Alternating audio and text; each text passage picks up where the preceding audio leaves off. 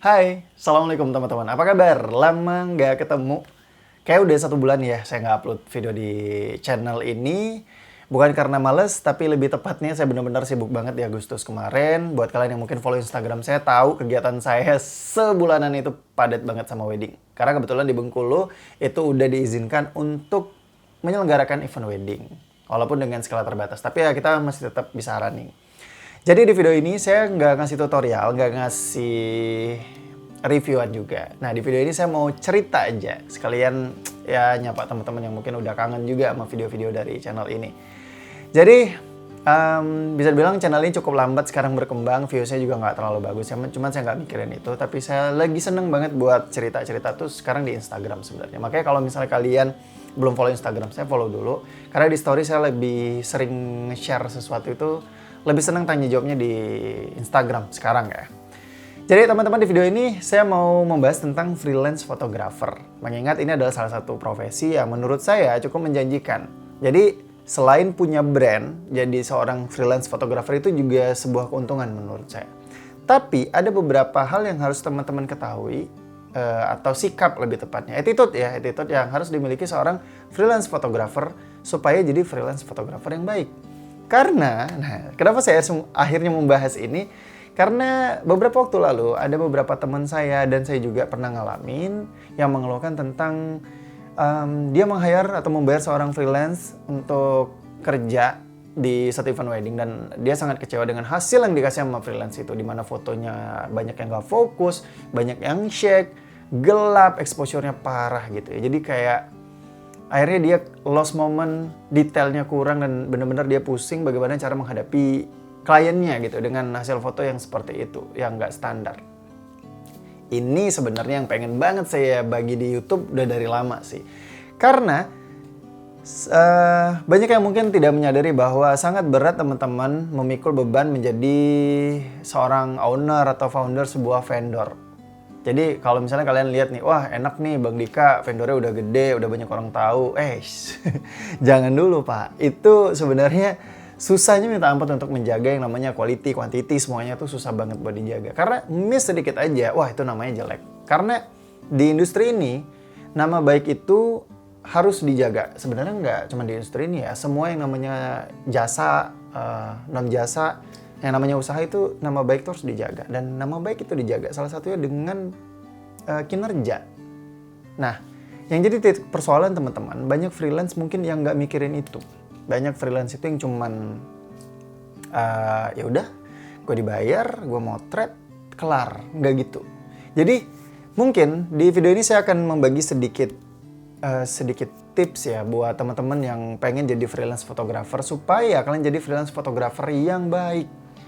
Karena jujur teman-teman, menjadi freelance photographer itu sangat menjanjikan dari sisi penghasilan. Karena menurut saya jadi freelance photographer itu yang pertama kerjanya paling enak, nggak terikat, nggak ada deadline, nggak ada beban apapun. Karena habis selesai event wedding, kalian store file ke vendor dan itu kelar urusannya. Biasanya vendor yang ngurusin editing. Cuman saya nggak tahu kalau freelance sistem yang lain. Cuman saya menerapkan sistem kayak gitu.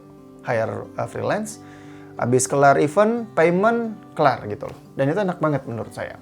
Nah, di sini berdasarkan keresahan dari teman saya itu, di mana dia mendapatkan freelance yang acak adul. Nah, saya mau bagi bagaimana sebenarnya harusnya attitude yang dimiliki oleh seorang freelance. Yang pertama menurut saya, menjadi seorang freelance photographer itu kalian harus bertanggung jawab. Udah pasti, tanggung jawab seperti apa? Tanggung jawab ini banyak ya. Pertama, tanggung jawab sama pekerjaan. Tanggung jawab menjaga nama baik vendor yang udah meng-hire kalian.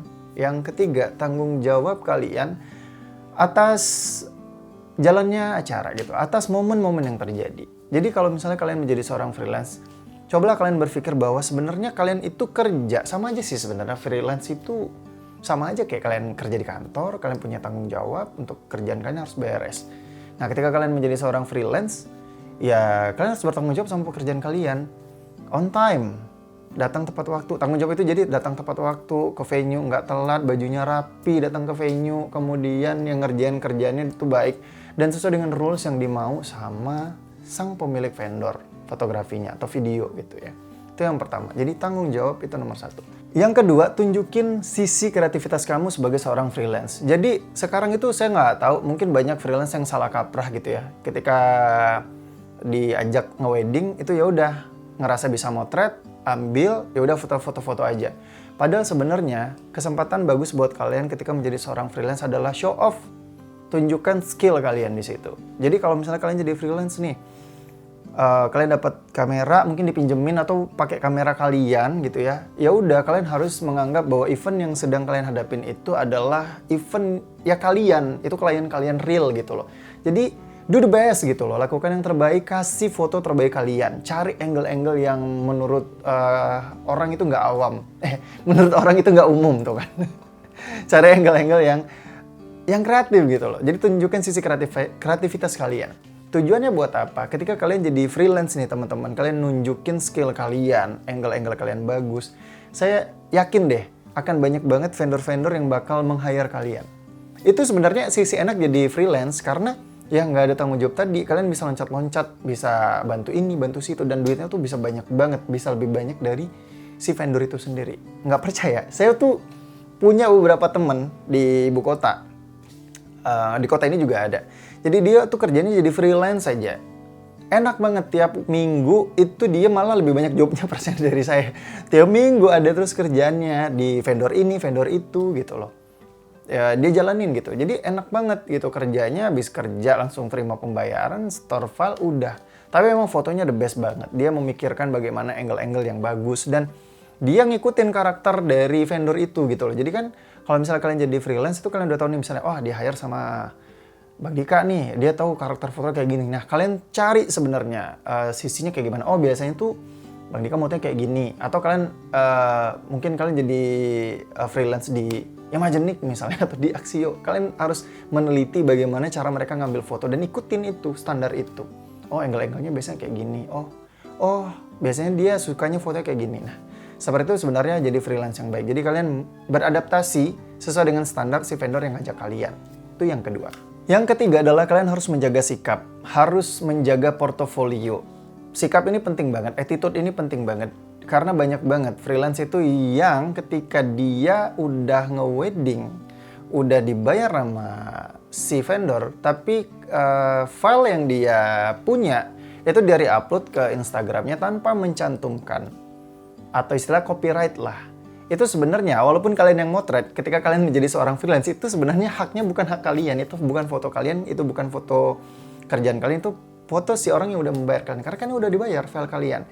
Sah saja kalau kalian ngupload, tapi jangan lupa untuk mencantumkan bahwa itu adalah foto dari siapa. Misalnya nih, saya kalau misalnya di-hire sama satu brand, saya pasti akan cantumin shoot for merek siapa gitu. Misalnya shoot for Axio, misalnya shoot for Imagenik. Jadi tahu itu barang kerjaan punya mereka. Dan kalaupun kalian mau edit, ya edit yang sewajarnya gitu, jangan jadi jelek-jelekin. Jadi itu orang tahu gitu loh. Karena beberapa teman freelance saya juga kayak gitu di ibu kota. Dia kalau ngupload foto pakai editannya dia, nggak editan si vendor itu, tapi dia kasih tahu gitu loh kalau itu sebenarnya foto kerjaan punya siapa. Dia tidak mengklaim itu kerjaannya dia. Nah itu dia menjual dirinya sebagai real freelance gitu loh. Jadi itu attitude yang harus kalian miliki. Jangan kalian upload nggak cantumin apa-apa, kasih watermark kalian lagi. Itu kalian nggak berhak sebenarnya kasih watermark kalian di situ. Kalian cukup upload non watermark, di bawahnya caption dikasih tahu kalau itu sebenarnya kerjaan punya si vendor itu. Itu adalah attitude yang harus dimiliki seorang freelance photographer. Hal berikutnya menurut saya yang harus diperhatikan ketika menjadi seorang freelance adalah kalau misalnya nih kalian seorang freelance yang tidak memiliki alat. Kalian cuma punya skill, nggak punya kamera, mungkin tapi kalian punya skill. Jadi kalian dipinjemin nih kamera sama si vendornya buat kalian running, buat kalian kerja. Nah ini penting banget ketika kalian dipercayakan memegang alat yang juga tidak murah harganya. Karena kita tahu kalau kamera itu harganya lumayan menguras kantong gitu ya. Jadi ketika kalian menjadi seorang freelance dan dipercayakan satu gear kepada kalian untuk kalian pegang dan kalian gunakan untuk mengambil momen-momen pekerjaan si vendor ini, jaga alat itu dengan sebaik-baik mungkin.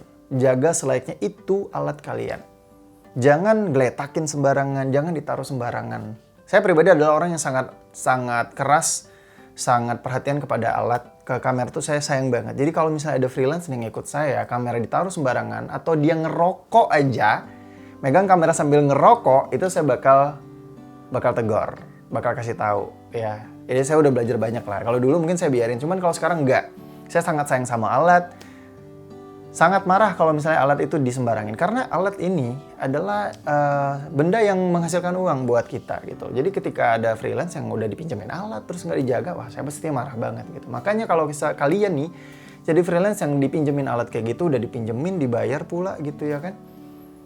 Jaga alatnya baik-baik. Nah itu adalah salah satu cara kalian berterima kasih ke vendornya. Hal berikutnya menurut saya jadi seorang freelance, ini nggak cuma freelance fotografer ya, mungkin editor juga, freelance editor adalah ya menepati deadline. Menepati tenggat waktu yang ditentukan. Karena kita tahu kalau pekerjaan wedding ini ada tenggat waktu. Apalagi ya motret wedding, kayak pre-wedding itu kan ada deadline ditentukan sama klien. Saya mau filenya tuh dapat tanggal sekian, atau udah ditentuin kerjaan kita tuh selama 3 minggu. Nah itu kalian harus benar-benar nyelesain itu dengan tepat waktu. Jadi ketepatan waktu ini juga kunci sukses kalian menjadi seorang freelance. Dan ya masih banyak lagi sebenarnya yang harus diperhatikan menjadi seorang freelance. Mungkin kalian bisa tambahin di kolom komentar di bawah kalau kalian seorang freelance, atau mungkin kalian vendor foto gitu yang kebetulan juga meng-hire freelance. Coba komen-komen di bawah, kita sharing di situ attitude apa lagi yang harus dimiliki seorang freelance. Nah, poinnya di sini juga saya pengen kasih tahu banget kalau menjadi seorang freelance itu sama sekali tidak buruk. Jadi kalian nggak mesti harus punya brand. Saya bingung sih kalau di sini tuh banyak banget tuh teman-teman freelance tiba-tiba bikin brand. Padahal bikin brand itu susah setengah mati. Bukan soal persaingannya aja, soal tanggung jawab sih menurut saya. Menjadi orang yang memiliki brand itu adalah tanggung jawabnya. Bukan soal hasilnya lagi, tapi tanggung jawab ke klien bagaimana. Itu momen sekali seumur hidup, jangan sampai hilang, jangan sampai rusak. Makanya menjadi vendor itu susah banget teman-teman. Jadi ketika kalian punya kesempatan menjadi seorang freelance, jadilah freelance yang benar-benar berkualitas gitu loh. Ketika kalian punya kualitas, kalian punya kelas, kalian akan dibayar mahal sama vendor itu.